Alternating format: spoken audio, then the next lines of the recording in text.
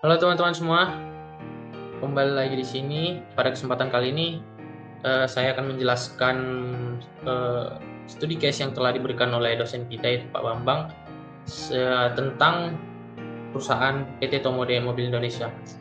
Sebelumnya, perkenalkan nama saya Tewan Remo Rumapea dengan NIM 7223250009 dari program studi bisnis digital Universitas Negeri Medan yang diampu oleh dosen kita, Pak Bambang Purnomo SME. Selanjutnya kita masuk pada latar belakang terkait PT Tomoda Mobil Indonesia ini. PT Tomoda Mobil Indonesia ini berada pada titik kritis yang membutuhkan transformasi signifikan untuk mempertahankan posisinya di pasar otomotif Indonesia. Ya, dengan pengalaman yang lebih dari 50 tahun dan brand recognition yang kuat, perusahaan ini juga memiliki fondasi solid untuk melakukan perubahan. Namun fokus yang terlalu sempit pada segmen minibus dan keterlambatan dalam mengadopsi tren mobil listrik telah mengakibatkan penurunan pangsa pasar dan pertumbuhan revenue-nya.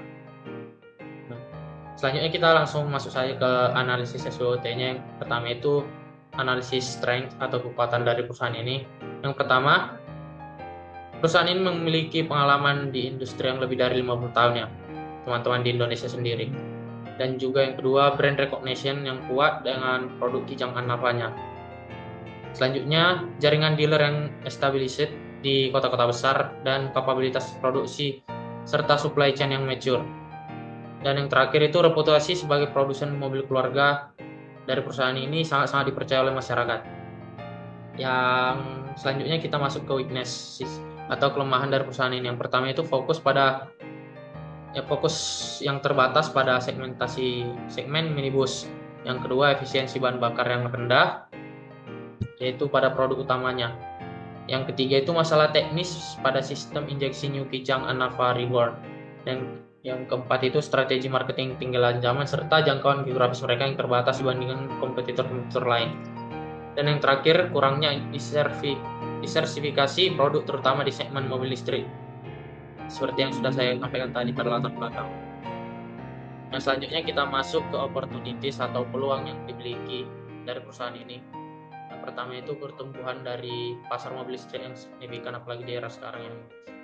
Dan yang kedua itu segmentasi konsumen muda yang belum tergarap. Yang ketiga, potensi ekspansi ke kota-kota tier 2 dan 3 serta transformasi digital untuk marketing serta customer service-nya. Di mana mereka ini untuk sekarang lebih suka lebih melakukan marketing secara tradisional gitu teman-teman. Dan yang terakhir itu pengembangan produk yang lebih efisien dalam konsumsi BBM. Dan selanjutnya terakhir kita masuk ke bagian threats atau ancaman dari yang dimiliki oleh perusahaan ini. Yang pertama itu persaingan mereka yang agresif di segmentasi mobil listrik. Yang kedua, perubahan preferensi konsumen mobil yang lebih kecil dan hemat.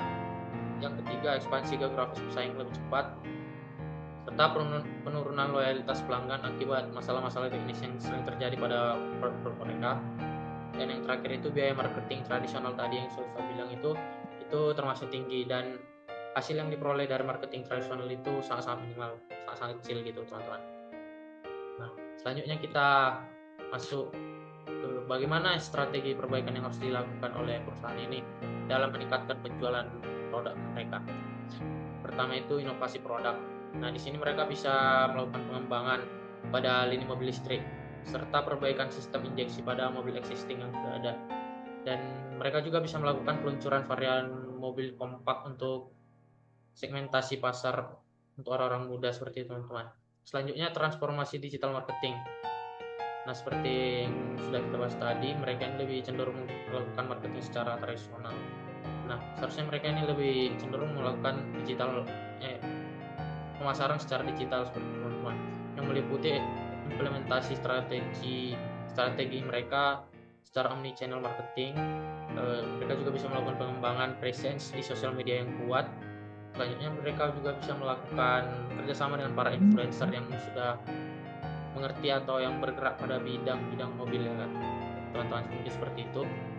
Selanjutnya perusahaan ini juga bisa melakukan perbaikan customer experience, di mana pertama itu melakukan pengembangan aplikasi mobile yang pastinya fungsinya itu untuk melayan para pelanggan lebih efektif lagi. Selanjutnya itu ada implementasi sistem customer relationship management secara digital, serta program loyalty berbasis digital. Selanjutnya perusahaan ini bisa juga melakukan ekspansi geografis secara strategis. Yang pertama itu pembukaan dealership secara virtual di kota-kota baru. Selanjutnya kemitraan dengan platform e-commerce untuk penjualan dan pengembangan showroom secara digital. Nah, untuk selanjutnya kita masuk ke implementasi strategi digital marketingnya sendiri. Yang pertama itu content marketing. Nah, di sini perusahaan ini bisa membuat konten-konten edukatif ya teman-teman tentang teknologi mobil itu sendiri, serta mereka juga bisa melakukan pengembangan storytelling mereka yang bagus untuk citra perusahaannya bisa menjadi lebih kuat ya teman-teman. Selanjutnya bisa melakukan virtual test drive dan product showcase seperti itu teman-teman.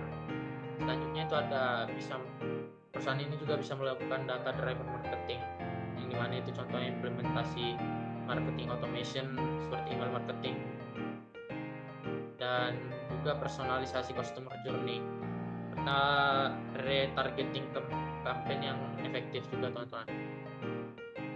Yang ketiga dan terakhir itu terkait social media engagement. Yang pertama itu termasuk kampanye untuk brand awareness mereka supaya perusahaan ini dan produk mereka lebih diketahui lagi oleh orang-orang. Yang kedua bisa menggunakan user generated content campaign dan penggunaan live streaming event dan peluncuran produk-produk virtual seperti itu. Jadi PT Tomoda Mobil Indonesia ini seperti yang kita tahu sudah mengalami titik kritis ya untuk mengalami transformasi signifikan untuk mempertahankan posisinya di pasar otomotif. Nah, jadi untuk mengatasi itu strategi transformasi digital yang menjadi kuncinya itu pertama itu perusahaannya perlu melakukan diversifikasi produk dengan mengembangkan lini mobil listrik dan mobil kompak yang sesuai dengan tren pasar-pasar saat ini. Selanjutnya transformasi digital marketing pastinya harus dilakukan secara menyeluruh, tidak hanya untuk mengoptimalkan biaya marketing tetapi juga untuk menjangkau segmentasi konsumen yang lebih luas, terutama generasi-generasi muda. Dan implementasi strategi digital mereka juga harusnya berfokus pada 3 aspek utama. Yang pertama itu content marketing yang edukatif dan engaging, pemanfaatan data untuk personalisasi marketing, dan peningkatan engagement di sosial medianya. Nah, diharapkan dengan pendekatan omnichannel, PT Tomoda itu dapat menciptakan customer journey yang seamless antara platform digital dan dealership fisik. Nah, pastinya diharapkan juga dengan implementasi strategi-strategi itu PT Tomoda Mobil Indonesia dapat merevitalisasi brandnya, meningkatkan penjualan dan menciptakan pertumbuhan yang berkelanjutan di era digital. Baiklah teman-teman, mungkin segitu saja yang bisa saya sampaikan terkait studi case PT Tomoda Mobil Indonesia. Kurang lebih saya mohon maaf. Terima kasih.